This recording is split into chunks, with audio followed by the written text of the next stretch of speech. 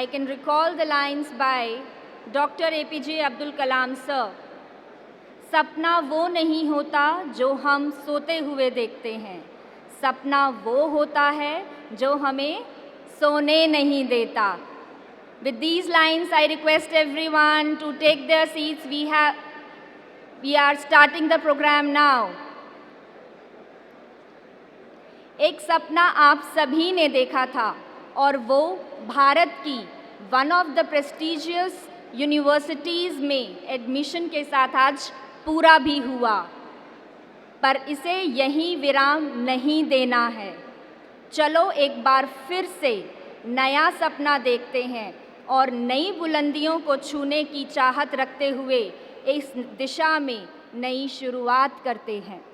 With this excitement and high spirit, let's begin with the course of proceedings of the orientation cum induction program of year 2022. On behalf of Delhi Technological University, I, Chavi Dhiman, feel honored to extend warm welcome to our distinguished guests of the day, our Honorable Vice Chancellor, Professor J.P. Saini sir, our guiding force, Professor Madhusudan Singh sir, Registrar DTU, our pillar of support, Professor Rajeshwari Pandey ma'am, Dean Academics, Undergraduate Studies, also Chairman Joint Admission Committee 2022, Professor S. Indu, Dean Student Welfare, DTU, Professor Praveer Kumar, Dean International Affairs, Shri Neeraj Vasandani ji, Superintendent Engineer, CPWD, all the deans and head of various academic departments, fellow faculty members, all the newly admitted amicable students, their proud parents, members of the organizing committee, and ladies and gentlemen. It is always said, a well-informed approach always leads to a good result.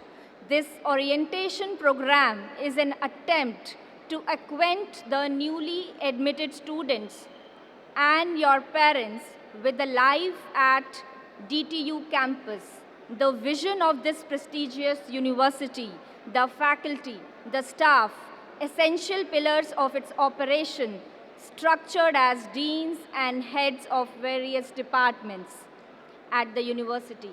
Inspirational stories of notable alumni will charge you to begin this journey with high spirit. Now, moving on to the first session of the day, I request Professor Rajeshwari Pandey ma'am to kindly join us on stage. I request Dr. Loveleen to extend the floral welcome to Professor Rajeshwari Pandey ma'am, Dean Academics, Undergraduate Studies. Please give a round of applause, everyone. Big round of applause for Rajeshwari Pandey ma'am.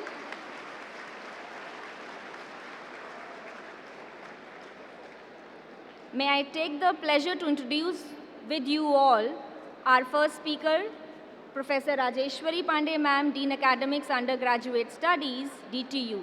She is a professor in the Department of Electronics and Communication Engineering. She is an inspiring teacher who upholds high morale and ethics of this noble profession. She has also received Teaching Excellence Award from DTU for academic year 2018 and 19. She has in her credit more than 1,000 citations for 80+ research publications in international journals and conferences in high repute.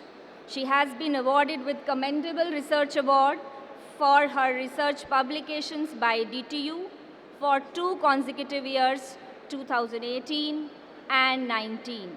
She has served DTU, being at various academic and administrative positions for more than now 2 decades.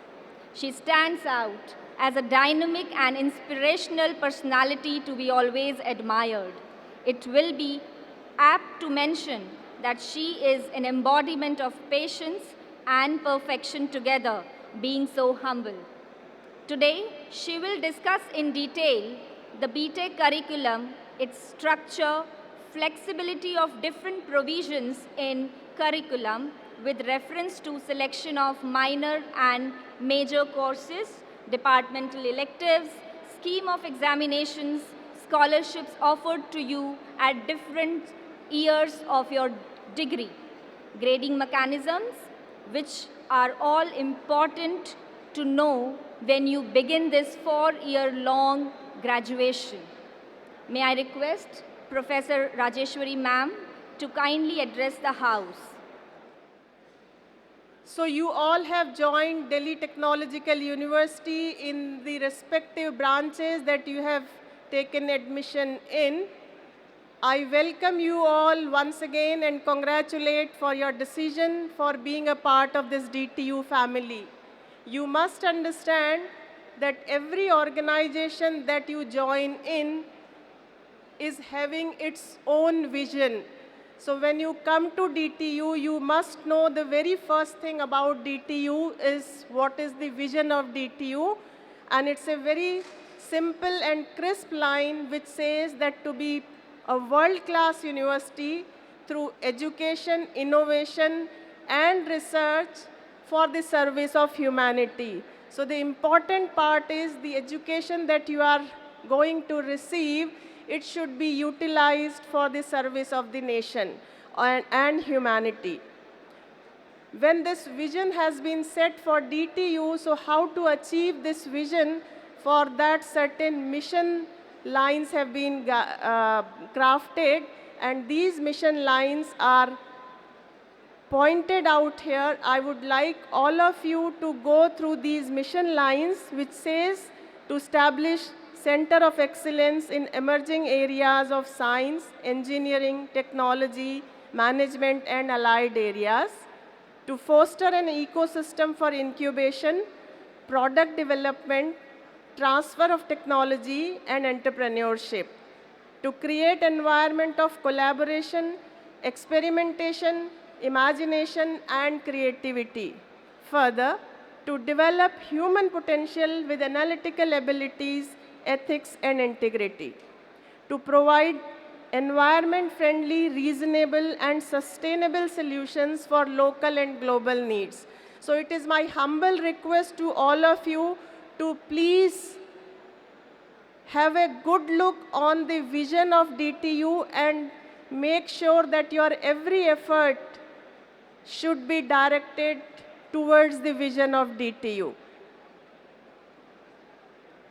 So before I start with the actual academic program details that you are going to pursue, let me quickly tell you about the academic programs which are present or which this DTU offers to the students.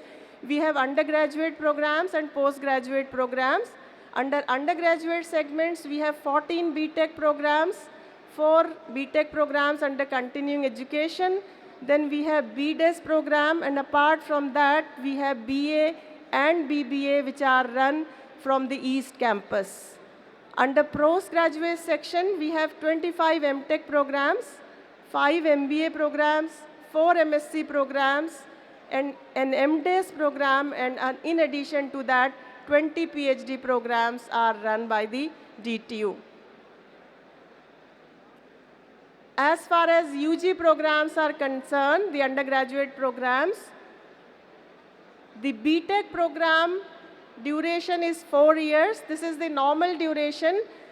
In certain circumstances, if you feel that for certain regions, certain medical emergencies or other genuine reasons, if you are not able to complete it within 4 years, then it can be extended maximum up to 7 years. So in this slide, you can see that the normal duration and the maximum duration for different programs is given that you can look into. Now this is an important slide, and I would request your attention from this slide onwards very carefully. May I request the students to please quickly take your seats. So this BTech program is divided, as far as courses are concerned, is divided into two segments. We say that you have to pursue certain core courses and the elective courses. As the curriculum is choice-based, so you have an opportunity to choose courses as per your requirement, but you know that to pursue any of the program, a certain specific knowledge is required in that domain. So for that purpose, you have to have core courses which are essential for pursuing that program. So these are the core courses, and the remaining program, as per your interest, you can pursue different elective courses. If I talk of core courses, then we further have the foundation core courses and departmental core courses. When I say foundation core courses, these are the courses from sciences like mathematics, physics, and chemistry. In addition to that, some foundation courses from basic engineering. So these are the basic foundation courses upon which your education or your courses of your own discipline would be based on.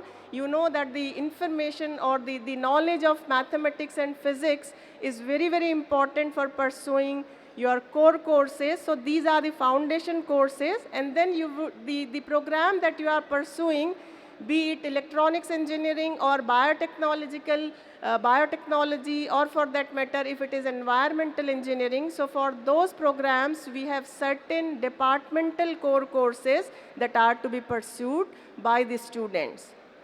Once you complete these courses, the another segment is that of elective courses, and under that we have foundation elective courses and departmental elective courses.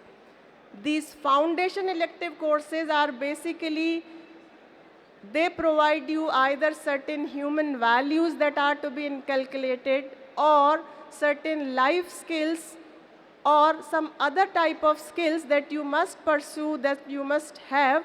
So these are the foundation electives, and you would be having 4 foundation electives in your first 4 semesters of 2 credits each. In addition to that, you have different departmental electives. These are also termed as generic elective. So if it is an elective offered by your own department, we call it as department elective. But if we are taking an elective from some other discipline or other department, then we call it as generic elective. Now I am starting from bottom to top, as you must know that what is the basic unit that you would be pursuing, and therein from we would have a pyramid look. So I am talking from the base of the pyramid and moving towards the top of the pyramid.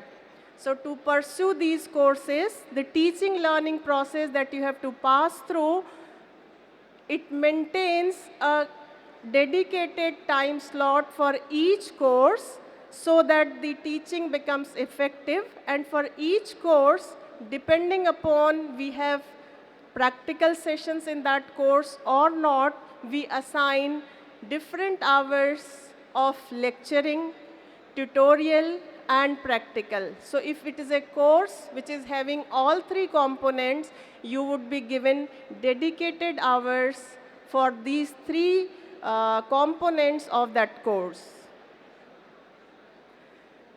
So you first must understand that what exactly a course is, how to identify a course. In general, for all programs, in all you have to pursue 46 courses. Now each course is given a course code.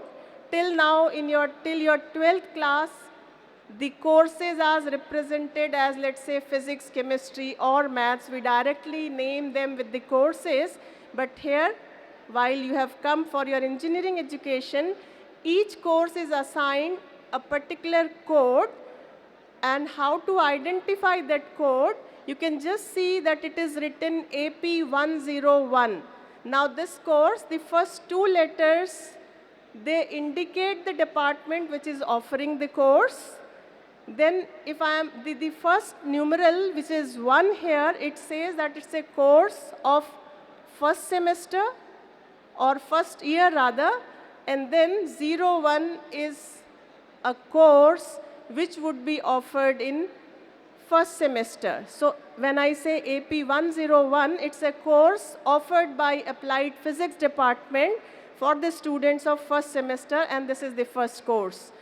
Likewise, the course BT 202, if I write, it says that it's a course offered by Biotechnology Department, which is a course of second year, and it is offered in even semester. So the last two digits, they indicate whether it is a course of odd semester or even semester.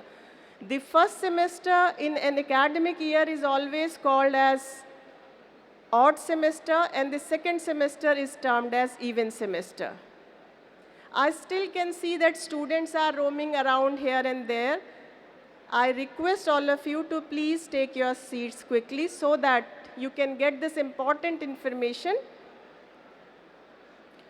Once you have understood about the course code, now you must know about the course credit, which is very, very important thing for you to know, because you have to pursue total of 172 plus 2 credits to obtain BTech degree.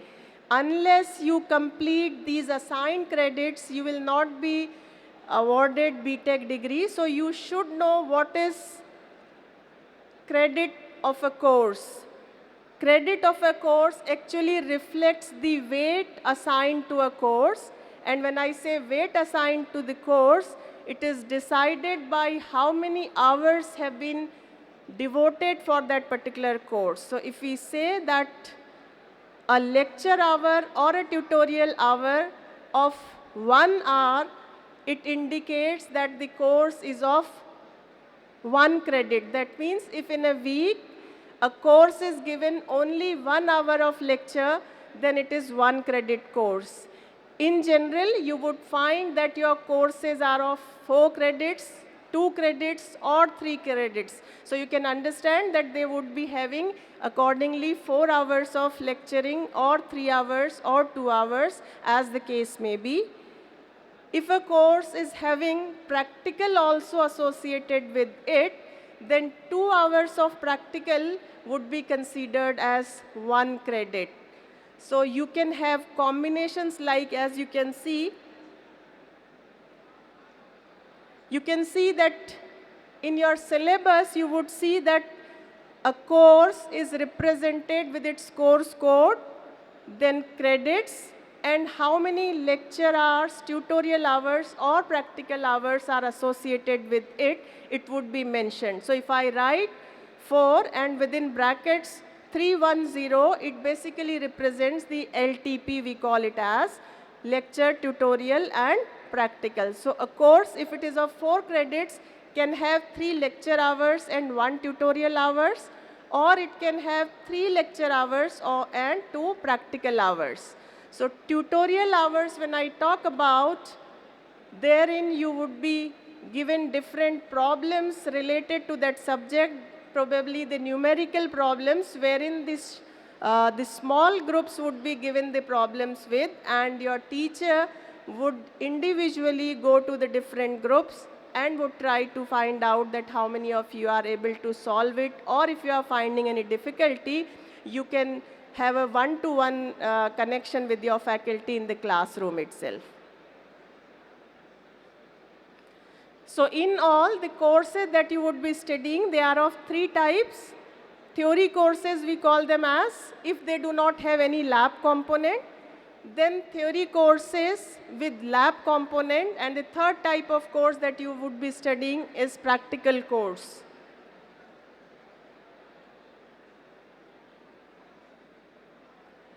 So these are the different evaluation component associated with any course. So once you have understood that you are pursuing a course, let us say AP 101, we must know that this course, whether it is having lecture hours, tutorial hours or practical hours or a combination of them. So you can have 3 different types of configurations.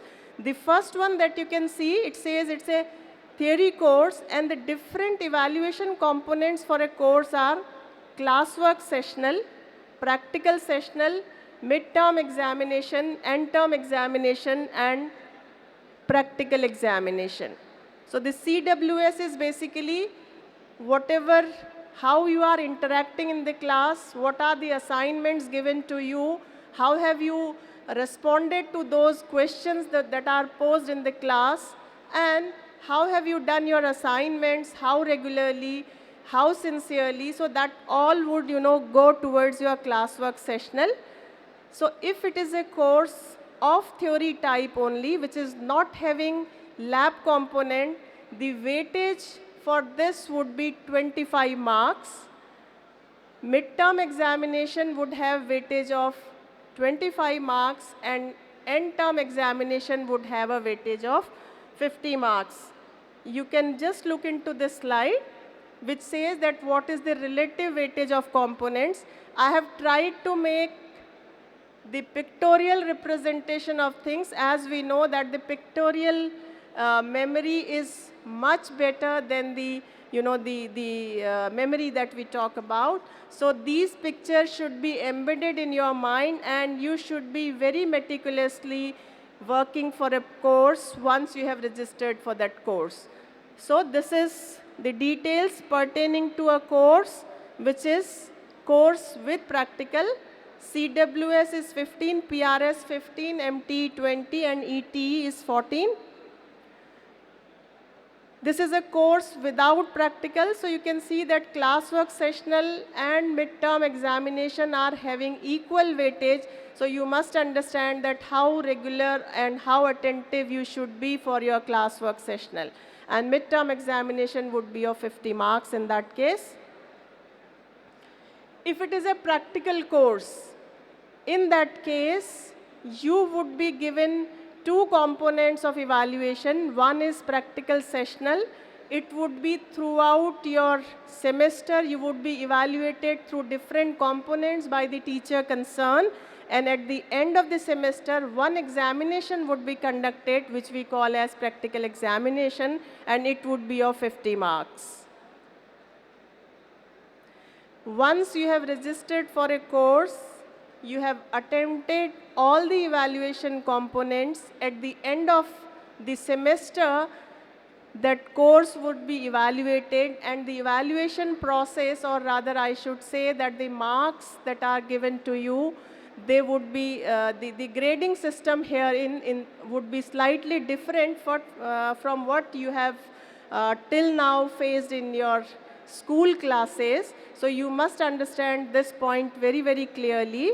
What we do is that each evaluation component that you have passed through, all the marks, they are added up together. So you can see, you already have seen that this total component is of 100 marks. Now these all 100 marks, the award that you have received, that would be added up. And after that, the grading would be done in a relative manner. So what do? We find out the class average, and then as per class average, how many students have performed better than the class average, those would be given a higher grade as compared to those who have performed slightly lesser than the class average. So accordingly, we do the relative grading here. So all these 100 marks would be added up together. Then we make a Gaussian curve. We get the average and see that how many students are being placed in the higher segment of the average and how many students are being placed in the lower segment from the average of the class. So accordingly, you would be assigned grade now, and these 100 marks would finally be converted in the marks that have been obtained out of 100, they would be converted into a letter grade. This is the process of assigning grades. I think I must skip this at this point of time. That would be explained to you by your teacher concerned. You must know that the letter grades have been assigned a numerical value. What are those? So if you perform exceedingly well, which we call as outstanding, so then in that case your numerical grade would be 10. A plus, which is an excellent grade, is 9, A is 8, then B plus is 7, and B is 6. B is considered the above average, and C is average, which is assigned a numeric grade as 5, and passing grade is 4, and anything below that would be a fail grade. So if I just summarize the grading system, you see it's a relative grading first of all. All components would be evaluated in marks, and then we would find the class average, and accordingly a grade or a letter grade would be assigned on a 10-point scale. Finally, in each semester, a semester grade point average would be created, for which the formula is written here. So now you know that each course is assigned a credit, let's say 4. Then in that 4 credit course, if you have obtained, let's say, an excellent grade of 9, so you would be multiplying the credit with the grade point, and it would be done for all the courses offered in that semester, and that divided by total number of credits that you have taken in that course. That would be your SGPA for the semester. Once you pass through all the semesters, at the end of your program, you would be assigned a CGPA, which is called as cumulative grade point average, and that again would be a number between 5 to 10, depending upon your performance. So once you have understood about the courses that you would be pursuing, let me give you a pyramid view of the course, all the courses that you would be passing through, and the salient features of your BTech program. You see, you would be having total 172 theory credits and 2 credits for mandatory community engagement course. So out of these 172, the total classification is mentioned in the pyramid. You can see that the departmental core courses are for 66 credits, foundation core courses are for 36 credits, departmental elective courses for 48 credits, foundation electives for 8 credits, and then allied engineering and other courses are 14 credits. When I say allied engineering, these are the courses which you would be studying from the branches other than your own discipline. In addition to that, we would also be studying the courses from humanities and social sciences. So the very first top block that has been shown in this pyramid, it includes allied engineering and humanities and social sciences courses as well. So in all 46 courses you would be studying from 1st to 8th semester. In this, you would be doing 2 projects which are called as BTech Project 1 and BTech Project 2. As far as BTech Project 2 is concerned, it is essential for all of you to do some research work and make a publication in any of, at least in a conference of Scopus Index. Otherwise, you would not be eligible for a grade greater than B+. I would like to draw your attention towards this point, that your BTech project would be done in the 7th and 8th semester respectively. BTech Project 1 would be in semester 7, and BTech Project 2 would be continuation of BTech Project 1. In all, the total work that you do in this 1 year, it should be published as a research outcome in any of the conference or journals as specified by the university. Unless you make publication, you would not be eligible for grades greater than B+. So that part you have to very carefully look into and get yourself prepared since your formative years of education at this institute. In addition to that, you can do 8 credits, the elective credits. Out of your elective credits, the 8 credits can be done from the massive open online courses. there are certain platforms available, and this university has prescribed only few open platforms wherein you can do your courses from. So in all, out of your 12 elective courses, 2 elective courses you can do from MOOCs, we call them as Massive Open Online Courses. You can take it from NPTEL, which is a platform by IIT, or Swayam, which is by AICT. In addition, we have platforms like Coursera and EDX, wherein from you can take the credits. You can learn a course and you can take the credits obtained there. So if I just summarize what I have said, this makes the slide which says what are your features of curricula. So the first thing that we learn is that it's a choice-based credit system, which is a very modern curricula. You can select courses as per your requirement. You have understood that how have you have to do the registration for a course and how to earn its credits. Once you have earned the credits, for that a grade would be assigned to you. I have already explained that how the grade would be assigned. You also have provision of having online courses, of course 8 credits only. And then you would see that there are very specific provision for elective courses which I have mentioned here. I'll be taking up these provisions in further slides, so let me move on further. This is your set of courses that you would be studying in your first year, that we have already shared a pamphlet with all of you. We will also share the academic regulation booklet with you. So this information is already available there. What we do is all admitted students are divided into 2 groups. We call them as groups A and groups B. Within A, A1 to A18, and within B, B1 to B18. So students of A group would study certain set of courses, and B would study another set of courses. In second semester, their courses would be swapped, and the total courses we have already provided you what you would be studying in your first year. So I would like all of you to go through that carefully.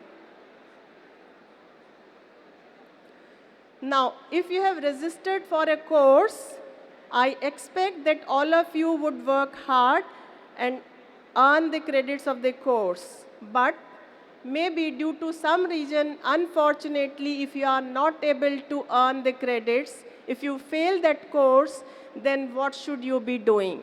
So this slide talks about that. We have provision of summer semester.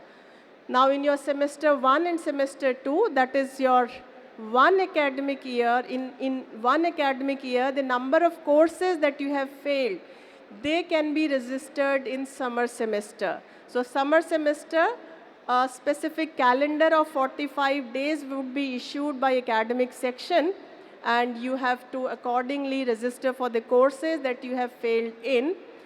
But there is a condition that summer semester would run only for the courses which are common courses, that is courses of first year, or departmental core courses, or allied engineering courses. If you fail any of elective course, then you can register any other elective course, or maybe the same elective course if you wish to pursue once again in your next even or odd semester wherever you failed the subject. So please understand it carefully. Your motto should be to clear the subject in the very same semester when you registered it. But if by any chance, unfortunately, for some unforeseen reasons, if you are not able to clear it, then you have to register for that course in your summer semester. In summer semester, a course which would be run is from common courses, DCC or AEC only, and that too, it would be run only if a minimum of 15 students have registered it for it, or 5% of the students of class are failed, then only the course would be offered in the summer semester. In summer semester, you can register maximum for 16 credits. That means you can have only 4 courses of 4 credits at the most. So these are the caution lines that I am giving you. The main motto should be that you should not at all be a part of summer semester, but in case, unfortunately, you have to go for it, then please be careful. Do read whatever information is given here.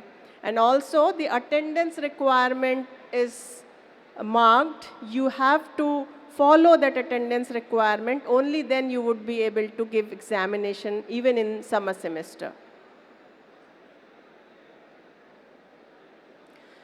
Now, as I told you that there are total 12 electives. Out of those 12 electives, you mandatorily have to take 6 electives from your own discipline. At the end of your program, the examination department would check that out of 12, 6 electives should be from your own discipline. That means their course code should begin with the branch or the department you have taken admission in. For example, for the students of computer science engineering, there should be at least 6 elective courses with course code CO. If it is not there, then in that case you would not be awarded the BTech degree. So please be very careful that out of these 12 elective courses, 6 courses should mandatorily be from the department elective. Department will offer certain number of courses. In fact, each department has listed out a large list of elective courses. You would get sufficient options to choose from, but make sure that you have to choose from those options only, these 6 courses. The remaining 6 courses can be from any other discipline. Out of these other discipline, how can we pursue different courses that I'll talk about? Prior to that, this particular slide, it says that there are 3 tracks of elective courses. These are very, very important tracks. In the previous session, some of the students, they were saying that we are interested into, creating startups. So this is a provision for those students. We have an entrepreneurship and venture development elective course. You can register for this course as an elective in your 5th semester, and this would help you to initiate your own startup or your venture as you would like to do. Those who have specific interest in research, they can go for research project elective. Again, this elective would be registered in 5th semester, and the duration of these elective courses is 1 year at least. So you would be awarded credit for these courses only after 1 year. In all, you can take 2 years for completing the course. You have third track, which we call as mini project, wherein you can create your own products which may be used for the service of humanity, or you can use it in the market. So you will have to show a working model of the product. So these are the 3 elective courses that you can take up if you feel that you find interest in any of these tracks. These courses would be registered in 5th semester.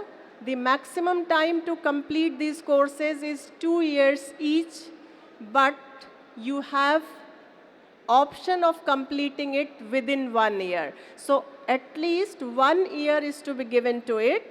If any of the student registers for these courses and at some later point of time he or she feels that you are finding it difficult to complete the course, then in that case you also have an option of dropping the course. So by the 7th semester, if you feel that you are not able to bring out the required outcome, in that case you can drop this course in your final semester and can register some other course, some other elective course in place of that.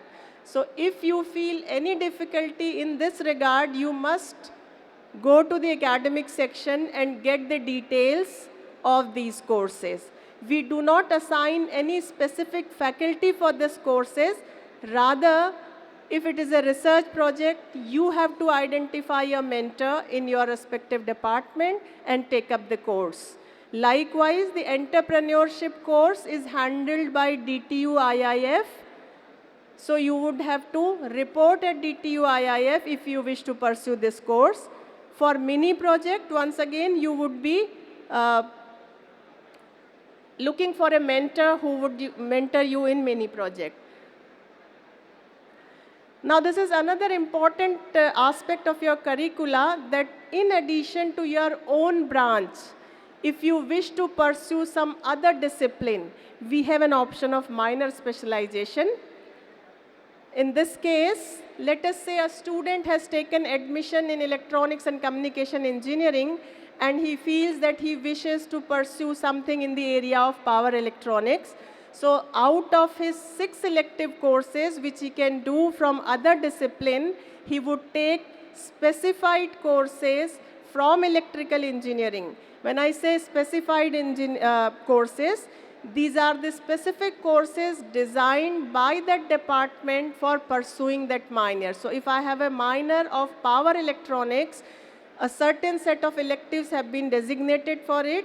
If you pursue those courses, you can obtain a minor certificate in that.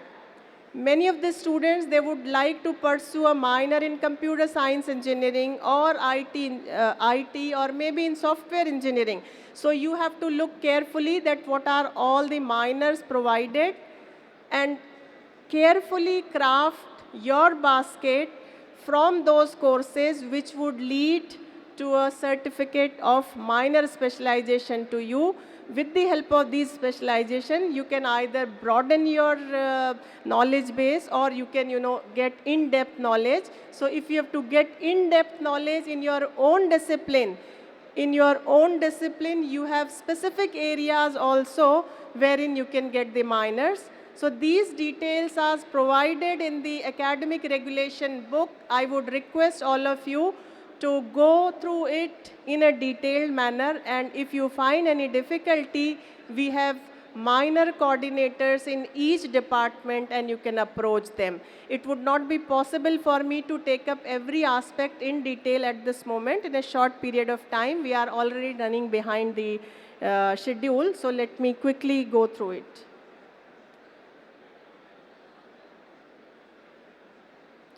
We also have a provision of having semester away program.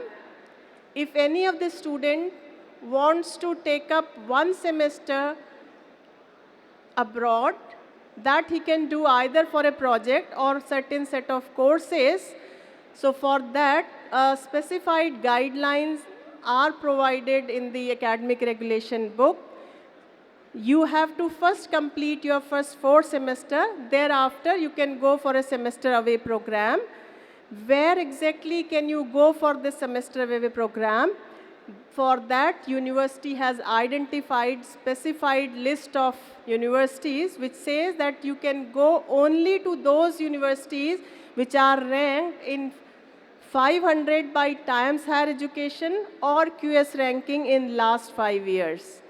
Or there are universities with which DTU has signed a memorandum of understanding for this exchange program, so you can pursue your 1 semester there as well. So the detailed guidelines are to be looked into before you decide to opt the provision of semester away program. So I think I have given you the broad idea about the courses.